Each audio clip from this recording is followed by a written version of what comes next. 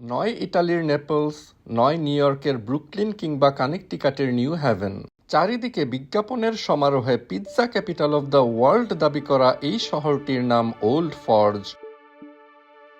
যুক্তরাষ্ট্রের পেনসিলভানিয়া অঙ্গরাজ্যের লাকুয়ানা কাউন্টিতে অবস্থিত ৬০টিরও বেশি পিৎজারিয়া নিয়ে গঠিত পিৎজা ট্রেইলের মধ্যমণি হয়ে থাকা ওল্ড ফর্জ শহরটি দাবিটি যৌক্তিকভাবেই করতে পারে। মাত্র ৮,৫০০ জনসংখ্যার ছোট্ট শহর ওল্ড ফর্জে রয়েছে প্রতি ৭০০ জনের জন্য একটি পিৎজারিয়া। মাথাপিছু এত বেশি পিৎজারিয়া থাকার বিষয়টি এমন যে এই শহরের মানুষজন পিৎজা খেয়েই বেঁচে থাকে, আর তাদের এই পিৎজা নির্ভরতা শত বছরের পুরনো। ১৯২৬ সালে ফিলোমেনা নামের এক ইতালীয় অভিবাসীর হাত ধরে পিৎজার যাত্রা শুরু হয় এখানে। ফিলোমেনা স্থানীয় কয়লা শ্রমিকদের পিৎজা তৈরি করে খাওয়াতেন প্রতি রাতে। ধীরে ধীরে ফিলোমেনার তৈরি করা পিৎজার সুনাম ছড়িয়ে পড়তে শুরু করে চারিদিকে, আর গড়ে উঠতে থাকে আরও পিৎজারিয়া, যার বেশিরভাগই ইতালীয় অভিবাসীদেরই হাত ধরে। পাশাপাশি এতগুলো পিৎজারিয়া গড়ে ওঠার পরেও পিৎজারিয়াগুলো কেউ কারো প্রতিদ্বন্দ্বী নয়, বরং একজন আরেকজনের সহযোগী, যার প্রমাণ তাদের শেয়ার করা পার্কিং লট।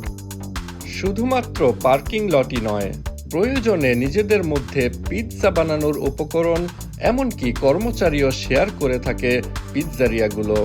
মার্কেট নিশ বা বাজার কুলুঙ্গিরই এক পরিচ্ছন্ন উদাহরণ যেন এই ওল্ড ফর্জের পিৎজা ট্রেল।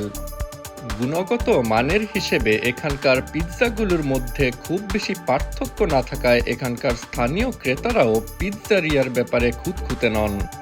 কোনো একটি পিৎজারিয়া ব্যস্ত কিংবা বন্ধ থাকলে নিঃসংকোচে এখানকার ক্রেতারা চলে যান আরেকটিতে।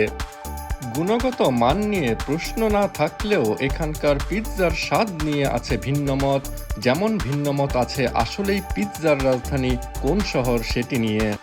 পিৎজার রাজধানী হোক আর নাই হোক, ওল্ড ফর্জের পিৎজার আকর্ষণ এড়াতে পারেননি হিলারি ক্লিনটন কিংবা ডোনাল্ড ট্রাম্পের মতো বিশিষ্ট ব্যক্তিবর্গরাও।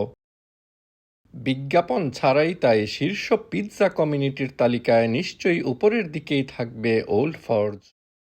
ওল্ড ফর্জ থেকে ঘন্টা দুয়েক দূরে নিউ ইয়র্ক অঙ্গরাজ্যের ইয়ঙ্কার্সে অবস্থিত পিৎজা বার্ন নামের একটি পিৎজারিয়া, যারা নিয়মিতভাবে তৈরি করে আসছে পিৎজার সবচেয়ে বড় স্লাইস। পিৎজা বার্নের সেই পিৎজার স্লাইস সম্পর্কে জানতে দেখে নিতে পারেন অন্যরকম চ্যানেলের এই ভিডিওটি।